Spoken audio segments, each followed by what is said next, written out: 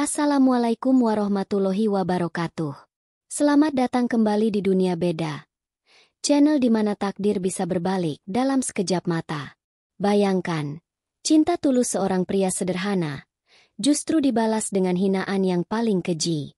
Di lobi yang megah, di hadapan ratusan pasang mata yang menghakimi, ia dilempar keluar, dibuang seperti sampah tak berharga, sementara wanita yang tulus mencintainya, hanya bisa menangis tak berdaya.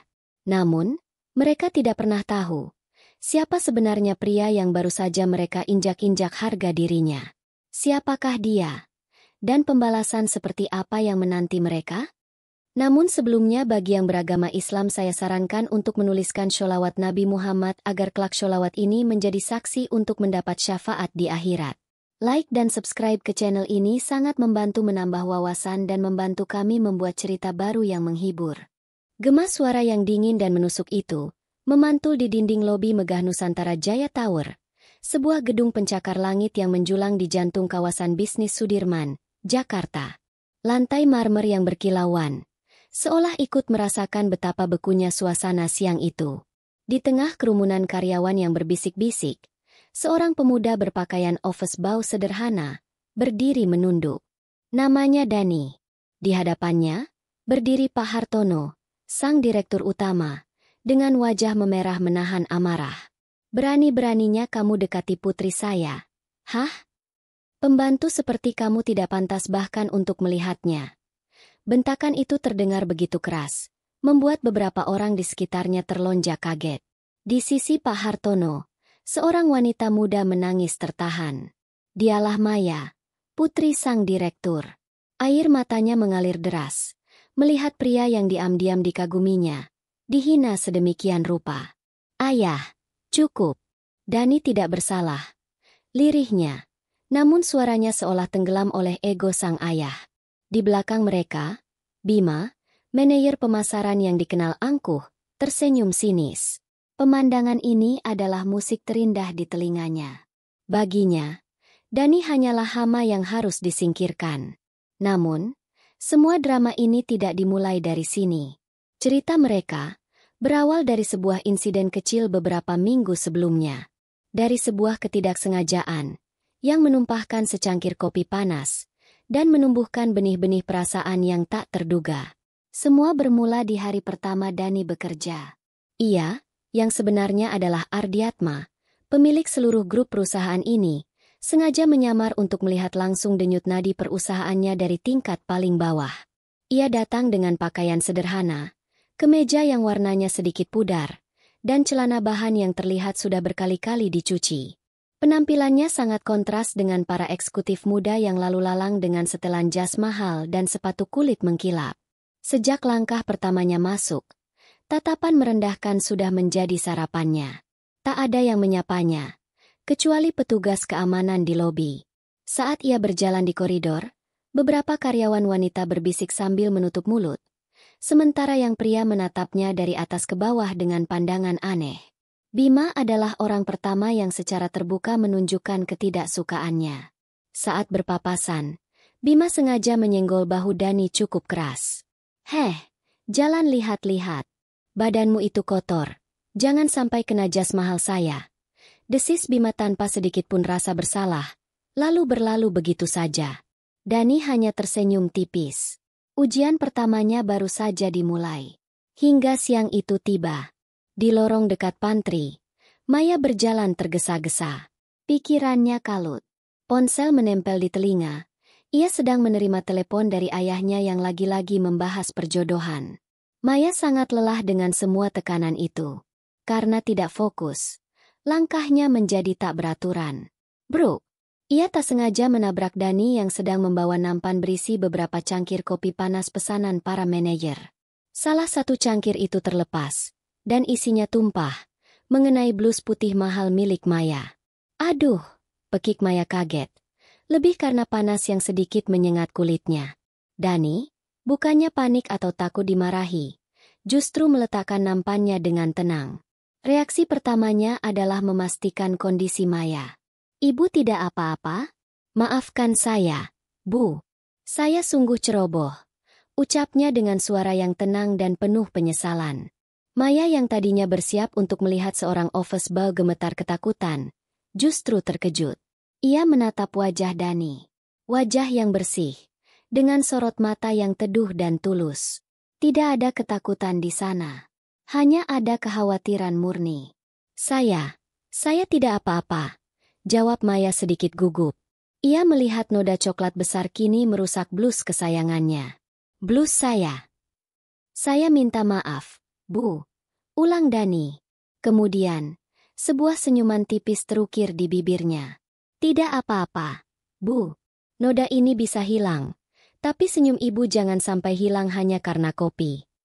Seketika, seluruh kekalutan di kepala Maya lenyap.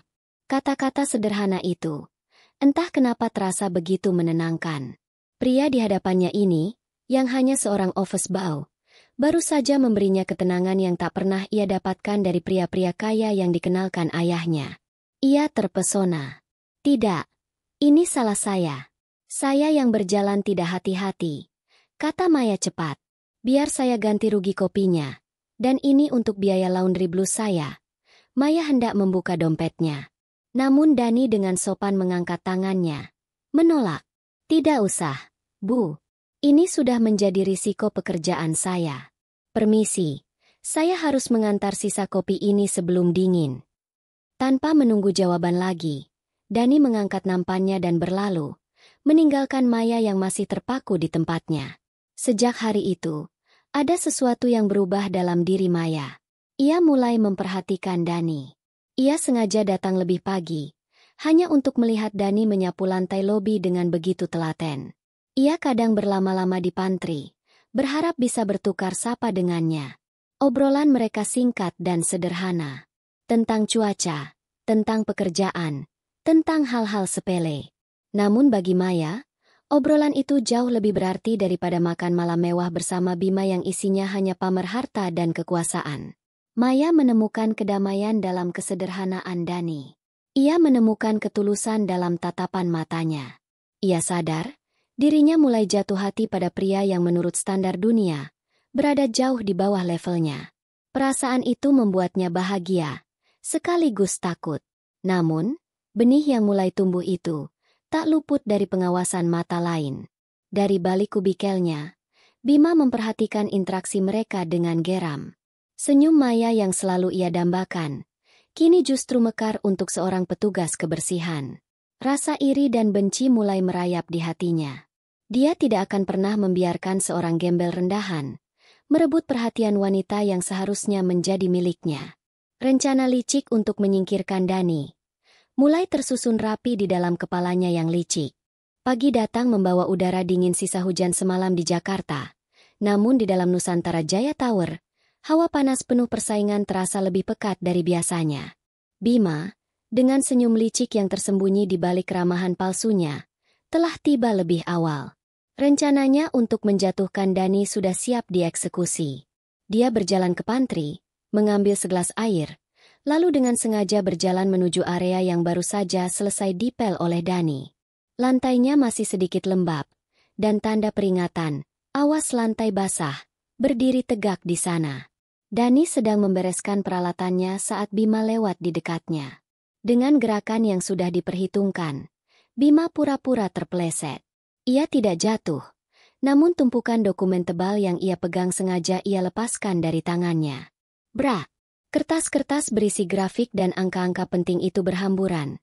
Sebagian besar mendarat tepat di atas permukaan lantai yang masih basah.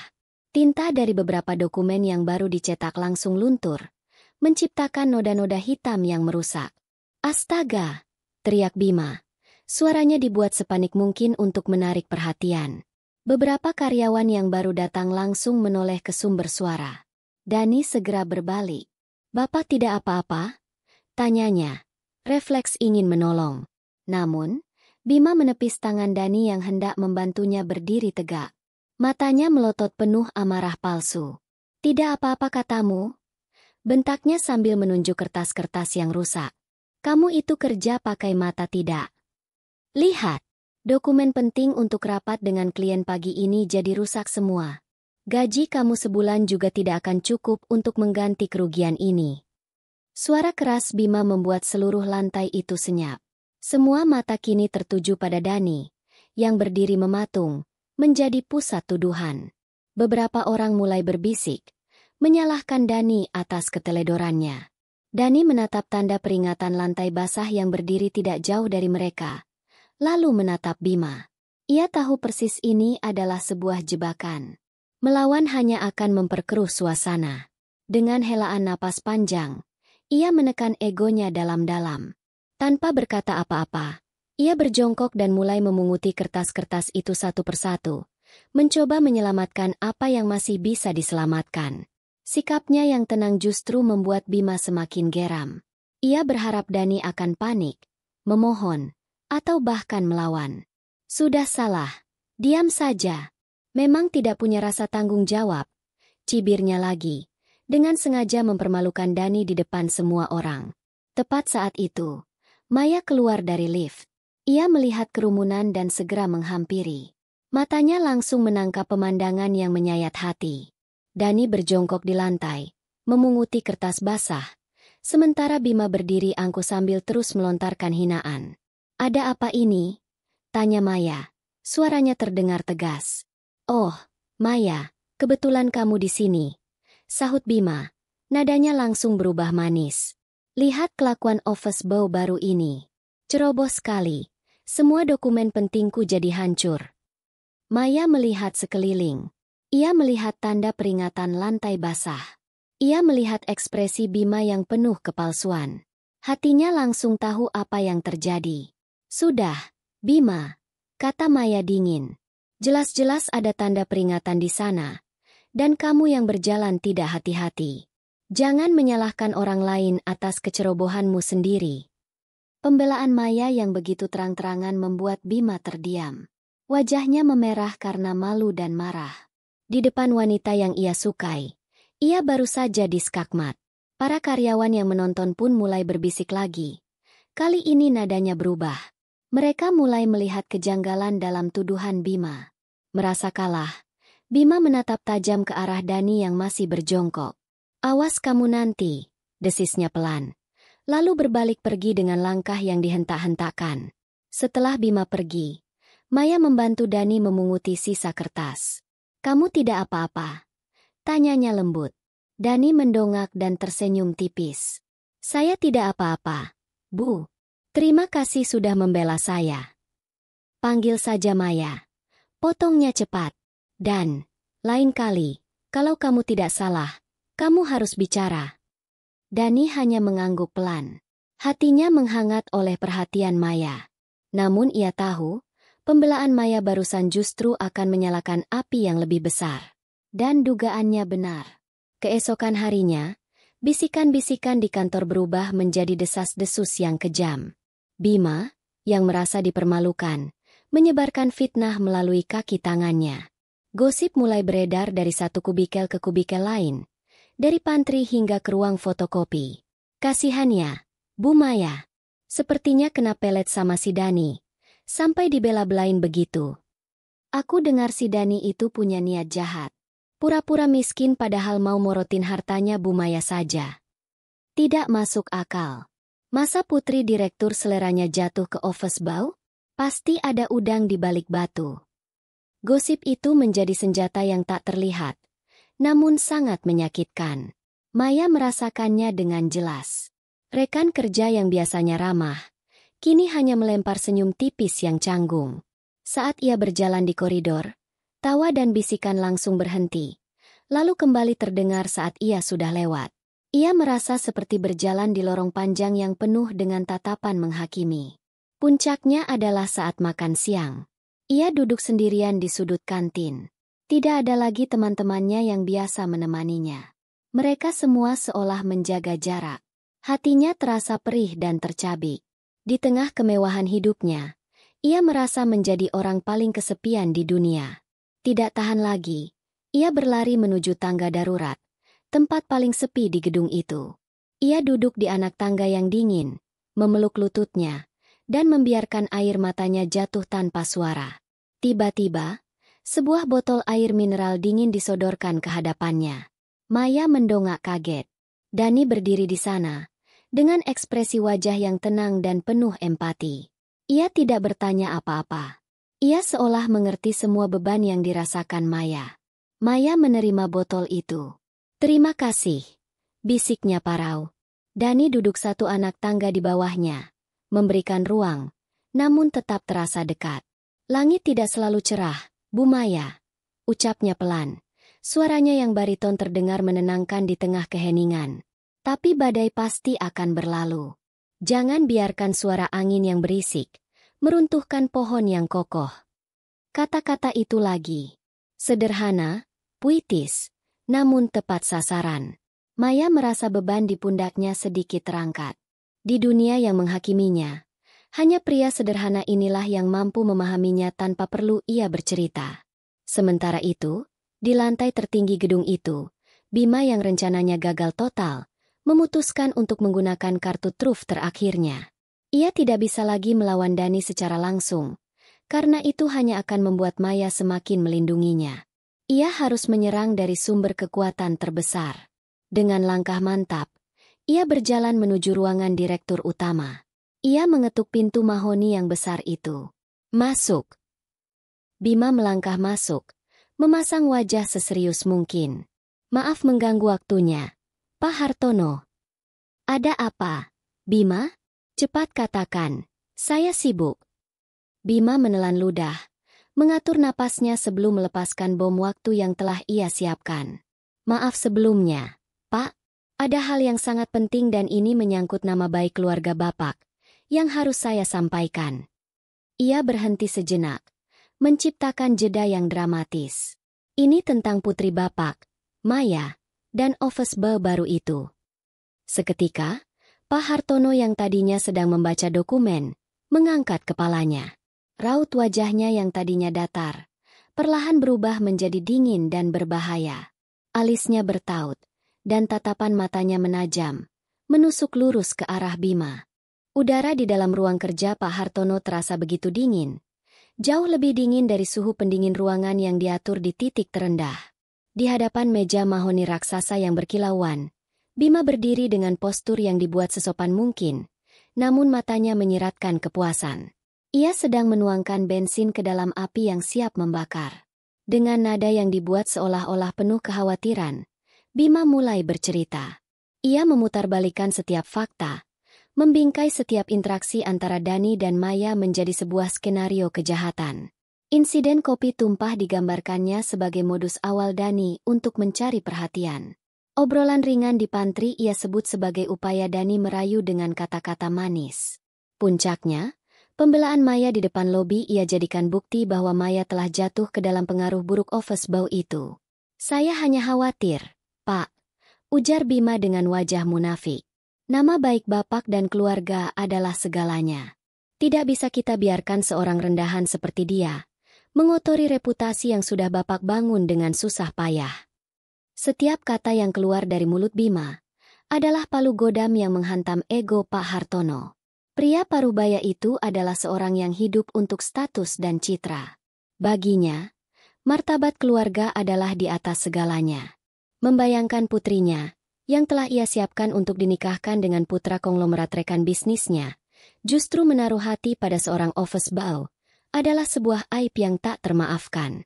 Wajahnya yang semula tenang, kini mengeras seperti batu. Rahangnya terkatup rapat, dan sebuah urat di pelipisnya mulai berkedut menahan amarah yang meluap-luap. Tanpa berkata apa-apa pada Bima, ia menekan tombol interkom di mejanya dengan kasar.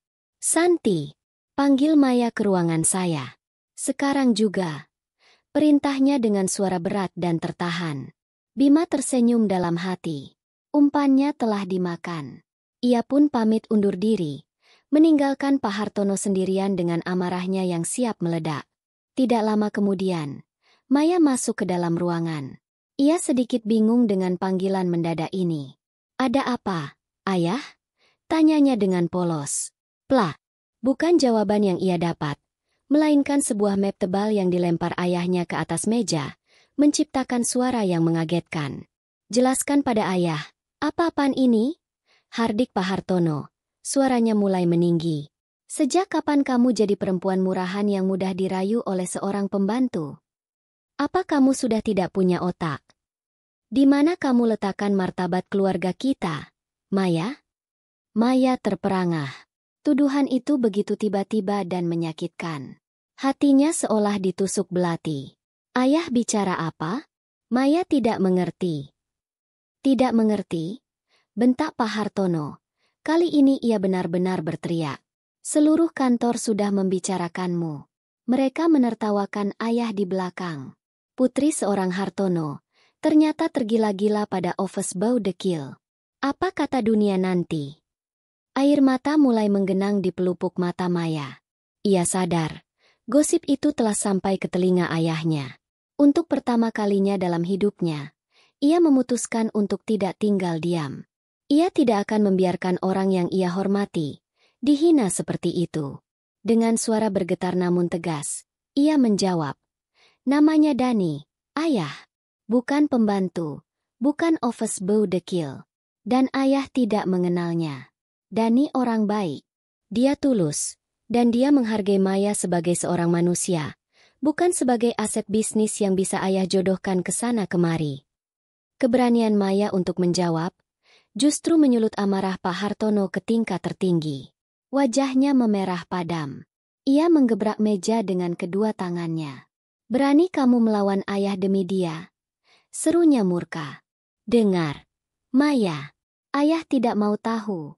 Jauhi pembantu itu, atau semua fasilitasmu ayah cabut.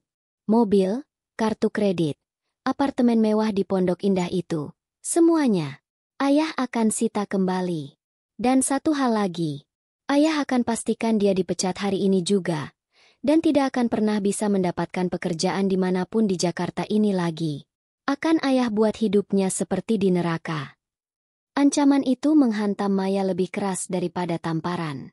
Ayahnya tidak hanya menyakitinya, tapi juga mengancam akan menghancurkan hidup orang lain yang tidak bersalah. Air matanya kini mengalir deras. Hatinya hancur berkeping-keping. Tanpa sanggup berkata apa-apa lagi, ia berlari keluar dari ruangan itu dengan isak tangis yang memilukan. Namun, amarah Pak Hartono belum reda. Ia merasa harga dirinya telah diinjak-injak oleh seorang office boy. Ia kembali menekan tombol intercom. "Santi, suruh office boy yang bernama Dani datang ke ruangan saya. Sekarang."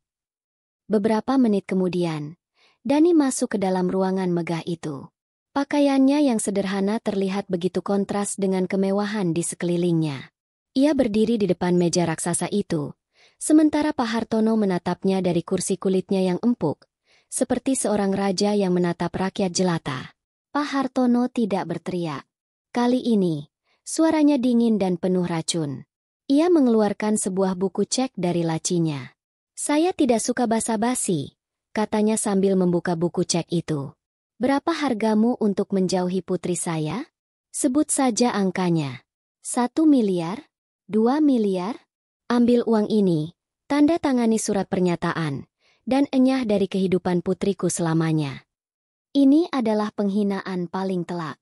Pak Hartono berpikir semua orang bisa dibeli, bahwa harga diri bisa ditukar dengan rupiah. Dani, yang di dalam dirinya adalah seorang Ardiatma, menatap cek kosong itu dengan tatapan tenang. Ia lalu menggelengkan kepalanya pelan.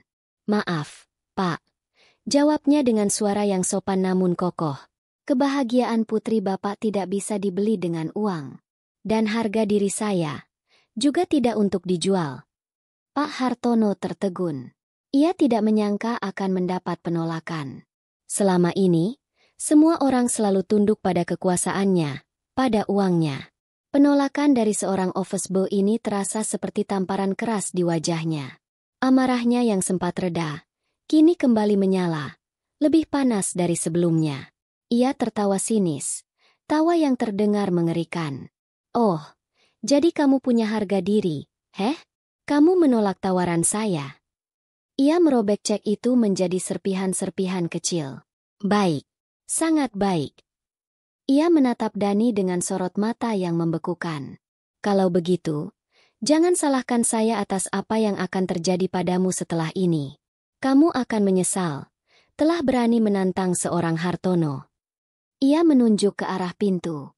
"Sekarang, keluar." Dani berbalik dan berjalan keluar dari ruangan mewah itu dengan langkah yang tenang. Di balik ketenangannya, ia tahu badai sesungguhnya baru saja akan dimulai. Ia telah memancing seekor naga yang sedang tertidur. Dan kini, naga itu telah terbangun dengan amarah yang siap membakar hangus dirinya. Keesokan paginya, udara di kantor terasa berat dan menyesakan. Tak ada lagi canda tawa di pantry. Tak ada lagi obrolan ringan di antara kubikel. Semua orang seolah berjalan di atas lapisan es yang tipis. Takut jika satu gerakan salah akan memecahkannya. Gosip semalam telah menyebar seperti api liar, dan kini semua orang tahu bahwa badai besar akan segera tiba.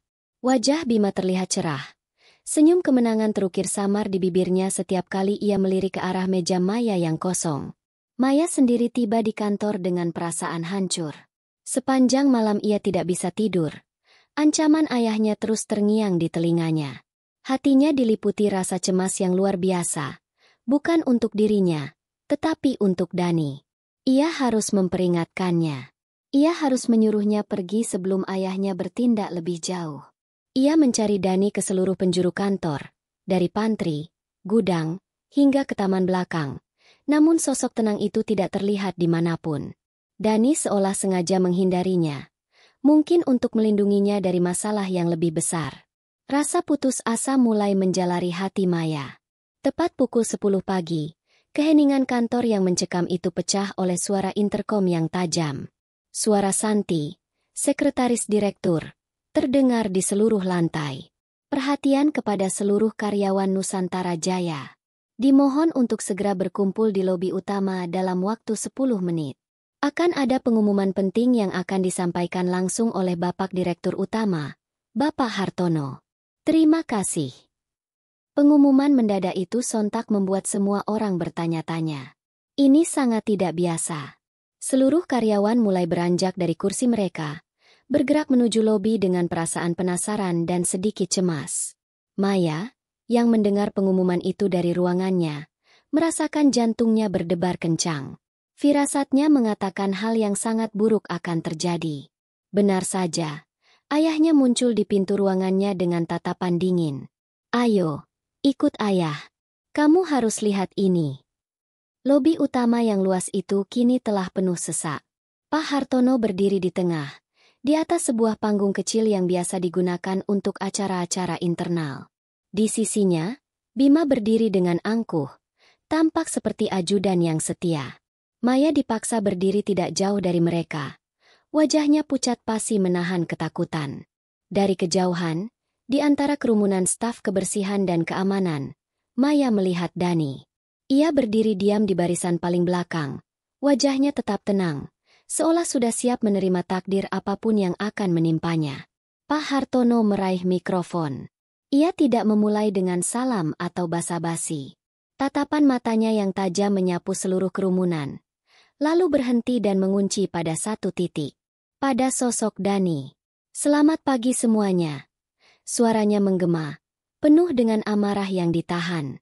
Saya kumpulkan kalian di sini bukan untuk bicara soal target penjualan. Saya ingin kalian semua melihat sesuatu. Ia mengangkat tangannya dan menunjuk lurus ke arah Dani. Jari telunjuknya gemetar karena emosi. Semuanya lihat orang ini. Semua mata sontak mengikuti arah telunjuknya. Dani kini menjadi pusat perhatian. Bisikan-bisikan mulai terdengar semakin kencang. Selama ini kita bekerja keras membangun perusahaan ini dengan integritas. Lanjut Pak Hartono. Tapi ternyata, di antara kita ada sebuah penyakit. Seekor ular yang menyusup ke dalam rumah kita. Ia kembali menatap Dani dengan penuh kebencian. Orang ini, yang kalian kenal sebagai Dani, adalah contoh karyawan yang tidak becus kerja. Malas. Dan yang lebih parah, tidak bisa dipercaya. Ada laporan bahwa ia sering mengambil sisa makanan dari pantry untuk dibawa pulang. Sikap seperti ini tidak bisa ditolerir. Tuduhan terakhir adalah kebohongan keji yang sengaja ditambahkan oleh Bima untuk memperburuk citra Dani. Beberapa karyawan yang mendengar itu terkesiap kaget. Orang seperti ini adalah aib, seru Pak Hartono. Maka, mulai hari ini, detik ini juga, dia saya pecat secara tidak hormat.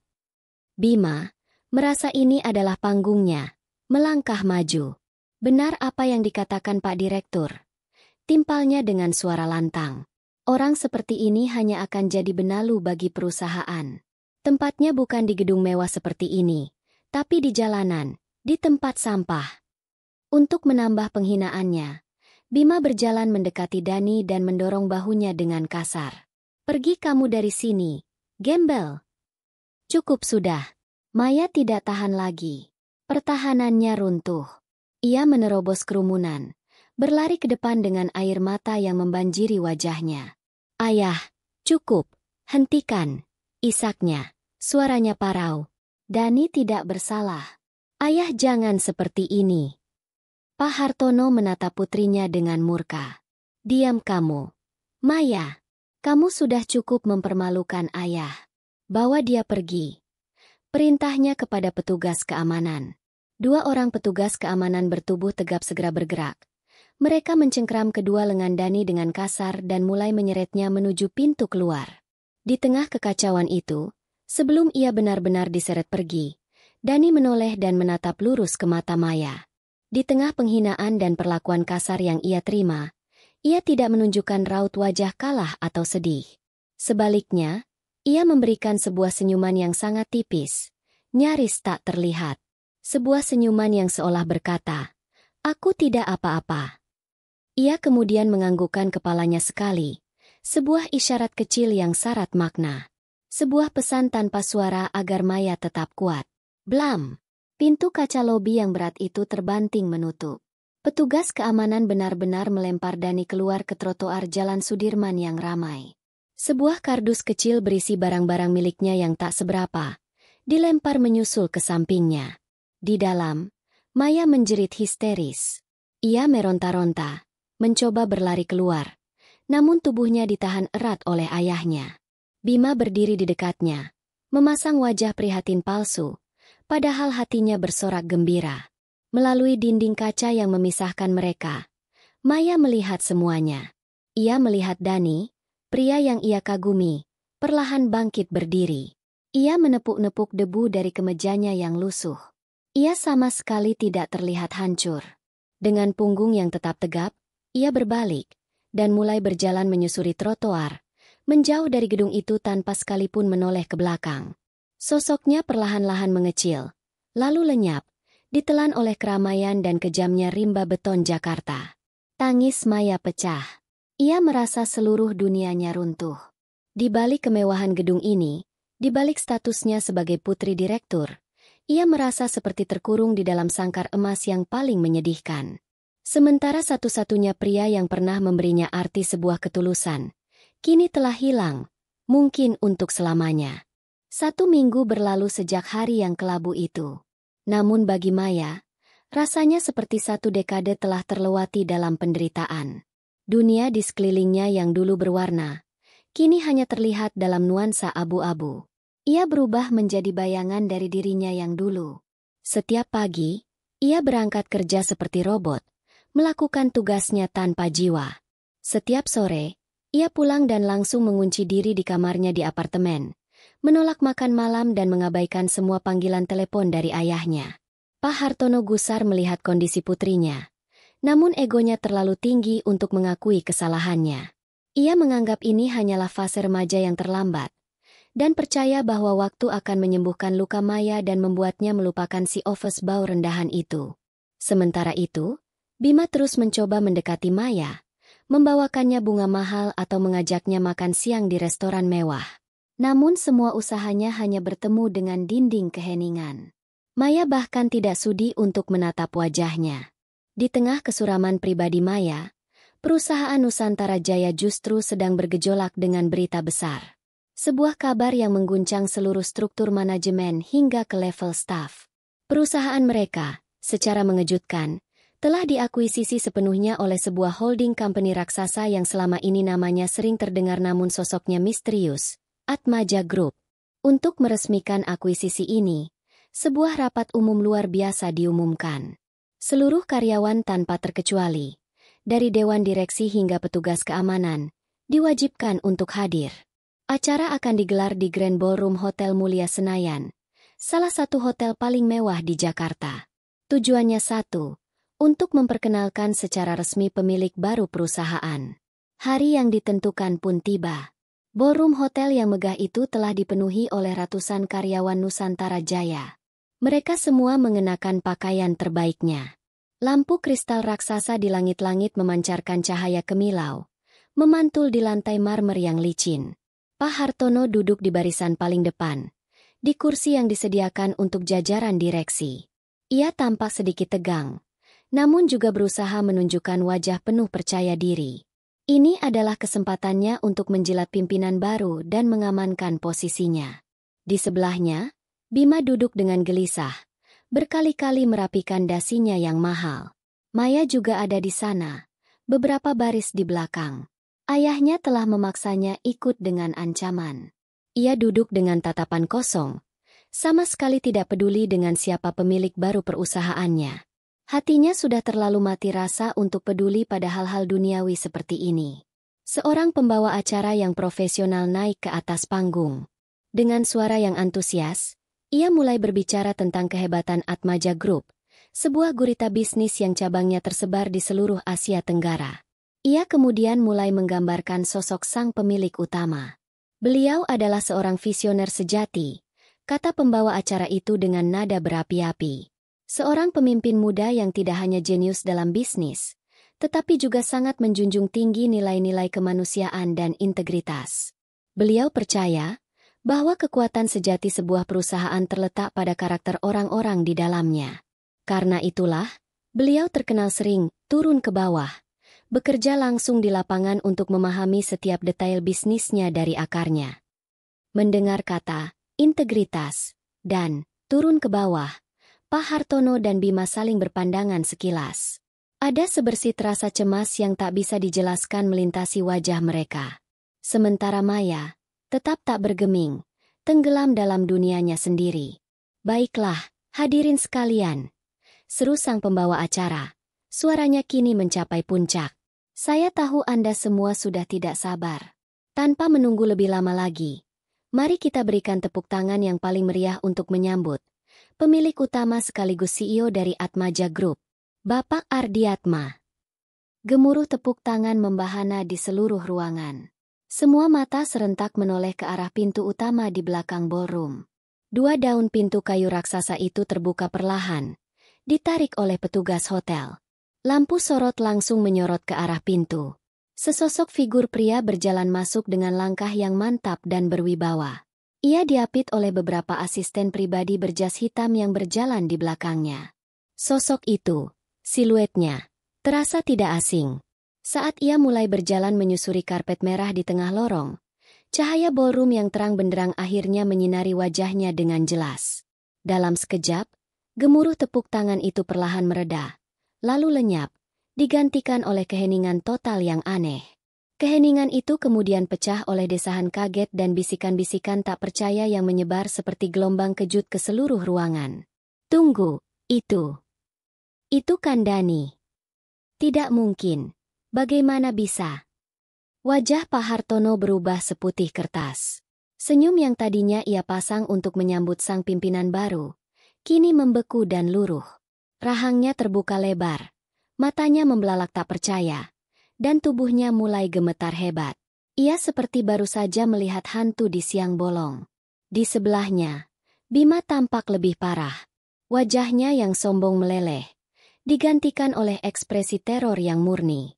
Kakinya lemas, membuatnya terhuyung mundur selangkah. Keringat dingin mulai membasahi pelipisnya. Dunia serasa berputar di sekelilingnya. Maya, yang mendengar desahan kaget massal itu, akhirnya mengangkat kepalanya dari lamunan.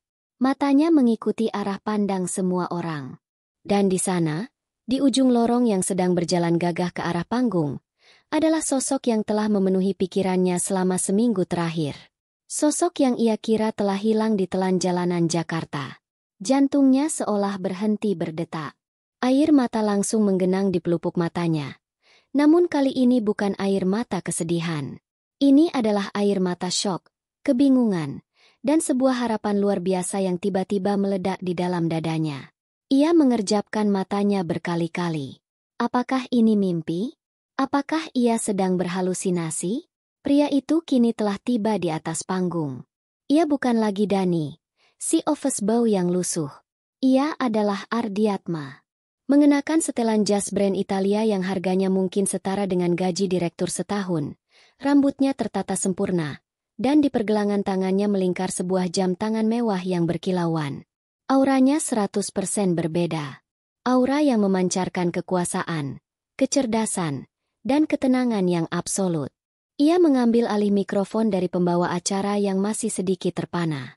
Ia berdiri diam sejenak, membiarkan tatapan matanya menyapu lautan wajah yang menatapnya dengan syok. Matanya melewati wajah Bima yang pucat pasi, lalu wajah Pak Hartono yang seperti akan pingsan. Akhirnya, tatapannya berhenti dan terkunci pada satu orang. Pada Maya. Di hadapan ratusan orang, di atas panggung yang megah itu, ia memberikan senyuman. Senyuman tipis yang sama persis seperti yang ia berikan seminggu yang lalu, tepat sebelum petugas keamanan menyeretnya keluar dari lobi kantor. Senyuman yang menenangkan dan penuh makna. Kemudian, ia mendekatkan mikrofon ke bibirnya. Suaranya yang tenang dan berat, kini terdengar jelas dan berwibawa melalui sistem pengeras suara di seluruh ballroom. "Selamat siang," ucapnya, memberikan jeda yang terasa begitu panjang. "Saya rasa, sebagian dari Anda sudah pernah bertemu dengan saya." Suara tenang Ardiatma menggantung di udara, membelah keheningan yang mencekam di dalam ballroom. Setiap pasang mata tertuju padanya, menantikan kata-kata berikutnya yang akan menentukan nasib perusahaan dan nasib beberapa orang di dalamnya. Ardi berjalan perlahan ke tengah panggung. Tatapannya menyapu setiap wajah yang ia kenali. "Benar," lanjutnya. "Sebulan terakhir, saya bekerja di antara kalian semua sebagai Dani. Saya menyapu lantai yang kalian injak, membersihkan meja yang kalian gunakan, dan mengantar kopi untuk kalian minum. Saya sengaja melakukannya, bukan untuk bermain-main, tapi untuk mencari sebuah kebenaran."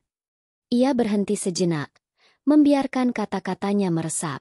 "Saya ingin mencari tahu, seperti apa karakter asli orang-orang yang akan menjadi bagian dari keluarga besar Atmaja Group. Karena bagi saya, keahlian dan kepintaran itu bisa diasah. Tapi karakter, integritas, dan hati nurani adalah pondasi yang tidak bisa ditawar." Tatapan matanya kini bergerak, dan mengunci tajam pada Bima yang gemetar di kursinya. "Tuan Bima, manajer pemasaran," panggil Ardi. Suaranya terdengar dingin dan tajam. "Saya akui, Anda sangat berbakat, terutama berbakat dalam menjatuhkan dan menghina orang lain. Anda merasa hebat dengan jabatan Anda, bukan? Anda merasa berkuasa." Ardi tersenyum tipis, senyum yang sama sekali tidak terlihat ramah. "Anda mengira saya tidak tahu bahwa laporan-laporan penjualan fantastis yang Anda serahkan selama ini penuh dengan angka-angka yang dimanipulasi? Anda pikir saya buta saat melihat Anda mengambil komisi haram dari vendor? Tim audit saya sudah bekerja sejak minggu lalu. Semua buktinya sudah ada di tangan saya." Wajah Bima menjadi pucat seperti mayat. Kakinya tak sanggup lagi menopang tubuhnya. Ia pun jatuh terduduk di kursinya dengan lemas. "Anda bukan hanya dipecat dari perusahaan ini," lanjut Ardi. Suaranya menjadi vonis yang tak terbantahkan. "Tapi setelah acara ini selesai, saya akan pastikan Anda berurusan langsung dengan pihak berwajib. Keamanan. Tolong antar Tuan Bima ke sebuah ruangan. Jangan biarkan dia pergi kemana-mana." Dua orang petugas keamanan berjas hitam segera bergerak, mengangkat tubuh Bima yang sudah lemas tak berdaya dan menyeretnya keluar dari ballroom diiringi tatapan ngeri semua orang. Setelah Bima lenyap, tatapan Ardi beralih. Kali ini, kepada Pak Hartono. Pria parubaya itu menunduk dalam-dalam, tidak berani menatap balik. "Dan untuk Bapak Hartono," kata Ardi. Nadanya kini berubah menjadi penuh kekecewaan. "Saat saya pertama kali bertemu putri Anda, saya sempat berharap saya akan menemukan seorang calon mertua yang bijaksana dan berhati mulia. Tapi yang saya temukan adalah seorang pemimpin yang menilai manusia dari harga sepatunya, bukan dari kebesaran hatinya. Seorang ayah yang lebih mementingkan citra keluarga daripada kebahagiaan putrinya sendiri." Anda telah mengajarkan saya sebuah pelajaran yang sangat berharga, Pak Hartono, bahwa jabatan yang tinggi dan harta yang melimpah sama sekali bukan jaminan kemuliaan hati. Pak Hartono semakin menunduk. Bahunya bergetar menahan malu yang tak terhingga. Saya tidak akan memecat Anda, lanjut Ardi, yang justru membuat semua orang terkejut. Memecat Anda terlalu mudah. Mulai besok, jabatan Anda sebagai direktur utama akan digantikan oleh orang baru yang lebih kompeten. Dan Anda akan dipindahkan ke divisi arsip di gudang bawah. Saya ingin, di sisa masa kerja Anda belajar untuk membaca dan menghargai setiap catatan sejarah perusahaan ini, bukan lagi sibuk menilai sampul luarnya. Itu adalah hukuman yang lebih telak daripada pemecatan. Sebuah kejatuhan dari puncak tertinggi ke titik terendah. Setelah keadilan ditegakkan, aura dingin dan berwibawa di sekitar Ardi perlahan melunak. Ia meletakkan mikrofonnya. Ia menuruni anak tangga panggung, berjalan melewati Pak Hartono yang membeku seperti patung. Ia terus berjalan. Tatapan matanya hanya tertuju pada satu arah. Ia berhenti tepat di depan Maya, yang masih duduk terpaku dengan air mata yang membasahi pipinya. Ardi mengulurkan tangannya. Tangan yang sama yang dulu sering ia gunakan untuk menyapu dan mengepel lantai. Maya, panggilnya lembut. Semua penyamaran ini saya lakukan untuk mencari sebuah mutiara yang tersembunyi di tengah lumpur. Dan di perusahaan ini, saya sudah menemukannya. Maukah kamu berjalan di sisi saya?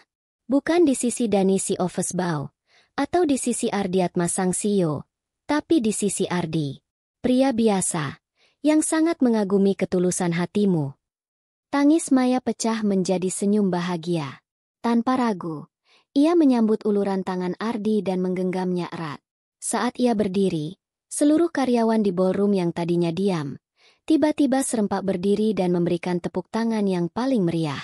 Mereka tidak bertepuk tangan untuk seorang CEO baru. Mereka bertepuk tangan untuk sebuah kisah cinta sejati dan kemenangan orang baik. Beberapa waktu kemudian, Bima benar-benar berurusan dengan hukum atas kasus penggelapan dan penipuan. Pak Hartono, setiap hari, terlihat merapikan tumpukan dokumen tua di ruang arsip yang pengap. Wajahnya penuh dengan penyesalan yang dalam. Dan sore itu, di sebuah taman yang rindang di kawasan Menteng, Jakarta Pusat, terlihat sepasang kekasih sedang duduk di bangku taman sambil menikmati es krim potong. Sang pria mengenakan kaos oblong sederhana, dan sang wanita mengenakan gaun katun yang biasa saja. Mereka tertawa lepas, saling bercanda, tanpa beban status, tanpa kemewahan. Mereka adalah Ardi dan Maya. Telah menemukan kekayaan yang paling sejati, yaitu cinta yang tulus dan apa adanya. Tamat. Kisah ini mengajarkan kita bahwa nilai sejati seorang manusia tidak terletak pada pakaian yang ia kenakan atau jabatan yang ia sandang. Nilai sejati terletak pada hati nurani dan bagaimana cara ia memperlakukan sesama manusia. Karena di hadapan Sang Maha Kuasa, Allah Subhanahu wa Ta'ala, kita semua adalah sama. Yang membedakan hanyalah ketakwaan dan kebaikan hati kita. Jika kalian suka dengan cerita ini, dan percaya bahwa kebaikan pada akhirnya akan selalu menemukan jalannya untuk menang, jangan lupa untuk menekan tombol like. Tulis juga di kolom komentar, bagian mana dari kisah Ardi dan Maya yang paling menyentuh hati kalian. Dan tentu saja, subscribe channel ini, serta nyalakan lonceng notifikasinya, agar kalian tidak ketinggalan cerita-cerita inspiratif berikutnya yang akan menemani hari-hari kalian. Terima kasih sudah menonton. Sampai jumpa di cerita selanjutnya.